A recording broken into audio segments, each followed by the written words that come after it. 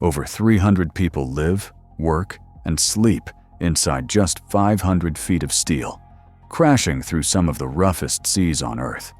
They can't leave. They can't go home. Most of them will never see a window during their entire workday.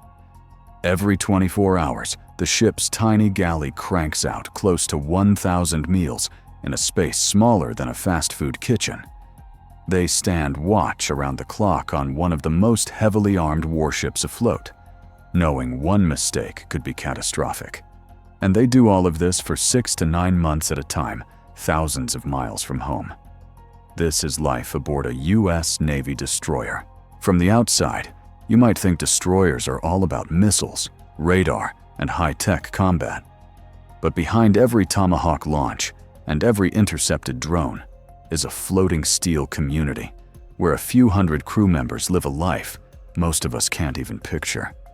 So how do they actually survive out there? Let's break it down. A U.S. destroyer isn't just a ship.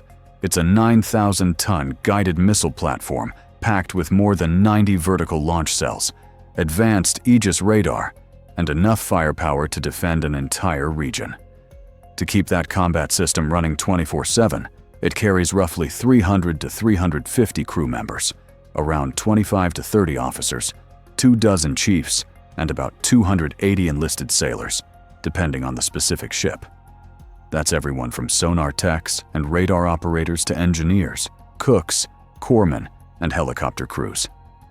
Let's start with sleep, because on a destroyer, even that is a battle.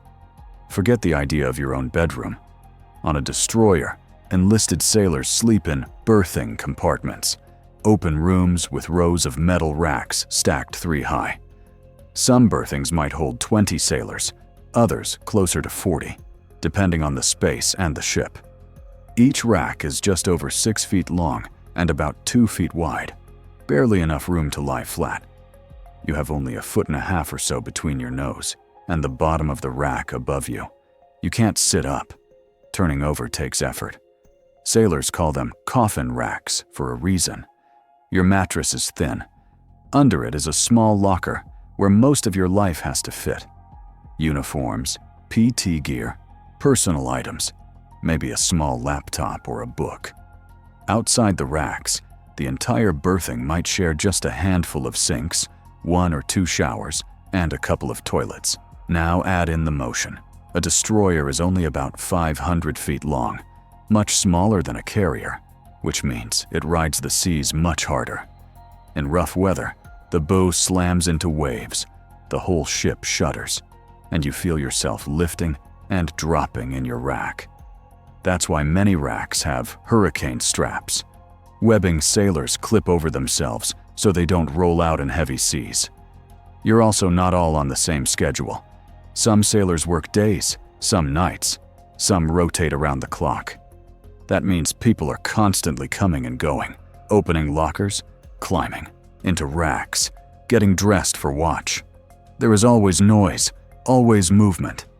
Getting real, consistent sleep on a destroyer is hard, but sailors adapt.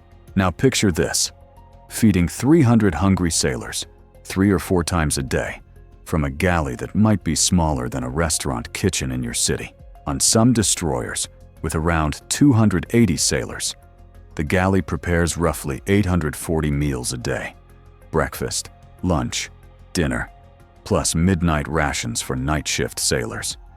Scale that to a slightly larger crew, and you're easily near 1,000 plates of food every 24 hours. The culinary specialists work insane hours. They start long before dawn, baking, chopping, and cooking, so breakfast is ready when the first watch teams come off duty. After breakfast, they roll straight into prep for lunch, then dinner, then mid-rats for the night crew. Cleaning never stops. They deal with constant constraints, limited fridge space, limited freezer space, and the reality that fresh fruits and vegetables disappear fast once you leave port. Replenishment ships rendezvous at sea to transfer pallets of food, sometimes hundreds of thousands of pounds, across the fleet every week, but destroyers still rely heavily on canned and frozen goods as deployments drag on. Just like on bigger ships, there's a dining hierarchy. Officers eat in the wardroom, a small mess where meals are a bit quieter and sometimes slightly upgraded. Chief petty officers have their own chief's mess.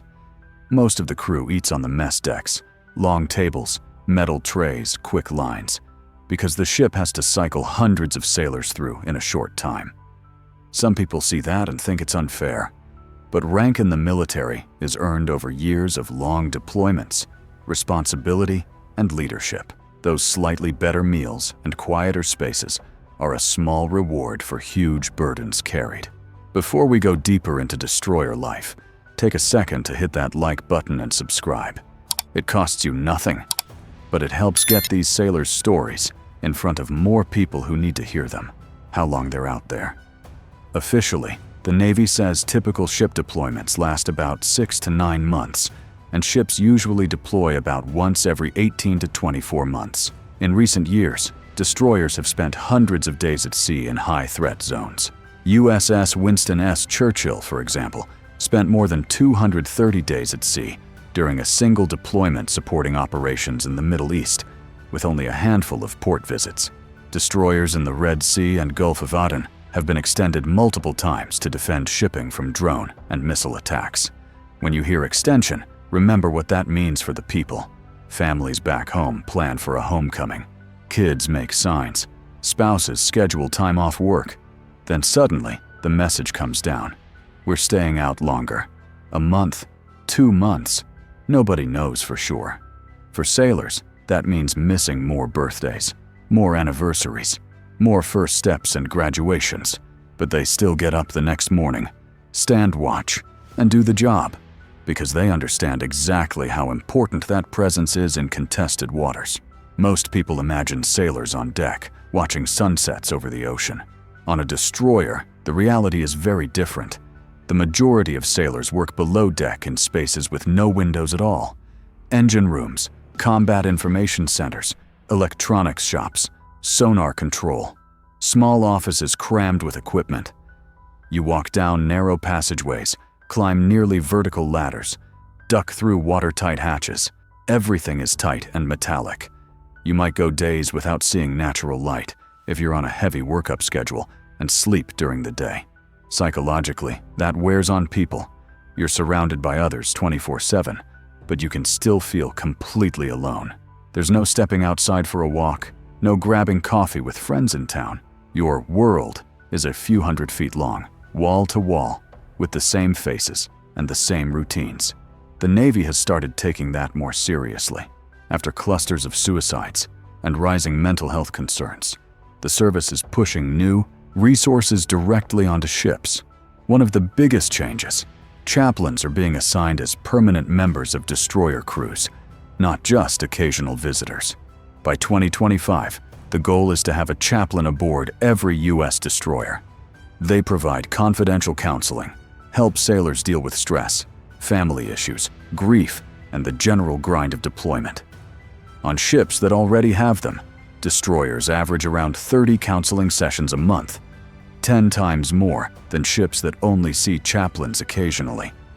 At the same time, connectivity is slowly improving.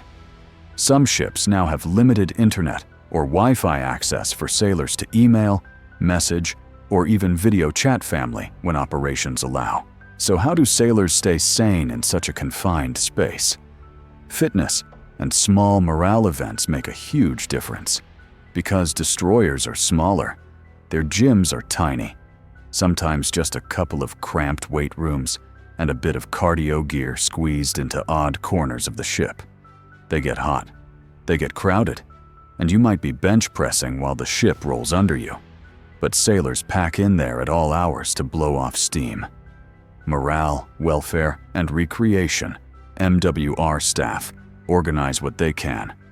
Movie nights on the mess decks, video game tournaments, card games, and trivia. It's not a cruise ship with bowling alleys and theaters, but even a simple cookout on the flight deck or a 5K run around the weather decks can feel huge when you've been staring at gray bulkheads for weeks. Religious services, small Bible studies, or just conversations with a chaplain or trusted chief also give sailors space to process what they're going through. These little pockets of normal life are critical for mental resilience.